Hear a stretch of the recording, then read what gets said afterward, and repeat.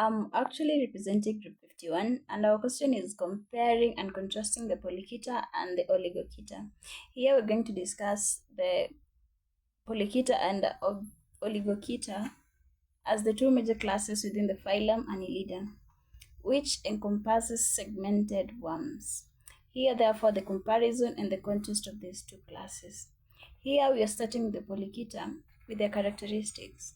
Their habitats. The polychaeta are mostly marine. They are found in various marine environments. This include the deep sea habitats. And we're discussing on the body structures here. Typically, they have two heads with eyes and the antenna. The bodies are segmented and often more complex than the oligochaetas.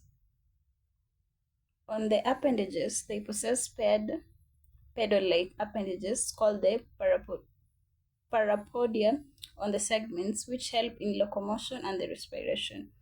And on the reproductive part, they often have separate sexes, and they reproduce through external fertilization during specific reproductive sessions, which many engaging in polio-like productive events.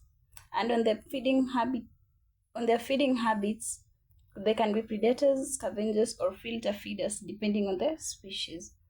Here next you're having the oligochaetas, and we are measuring on the characteristic just as here on the part of the oligochaeta, we are just measuring as the same of the polychaeta. Here on the part of the characteristics, we are having the habitat. They are primarily freshwater and terrestrial. Although some live in the marine environment, certain species of the earthworms. On the body structure, generally they have less developed head compared as the polychaetas. Their bodies are also segmented but simpler in structure. On the part of the appendages, they lack parapodia and have fewer setae, which are usually shorter and less numerous. On the part of reproduction, they typically are hermaphroditic.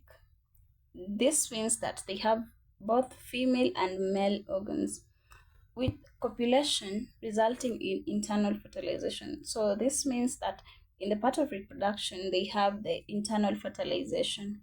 And the part of the feeding habits, they mainly feed on decomposing organic material. This is the soil or in the sediment. Now, on the part of the summary and the differences about the polychaeta and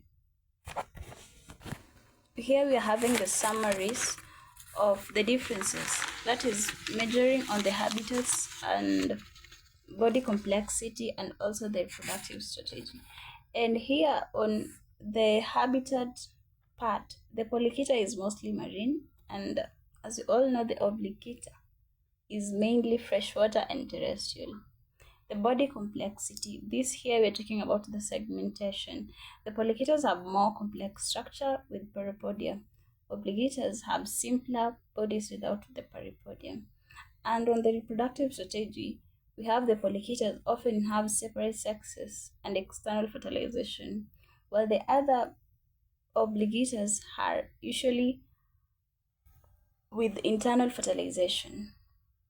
This meaning they compose of the male and the female. So on the feeding part, the polychaetas have varied feeding habitats, while the other part they're mostly deciduous.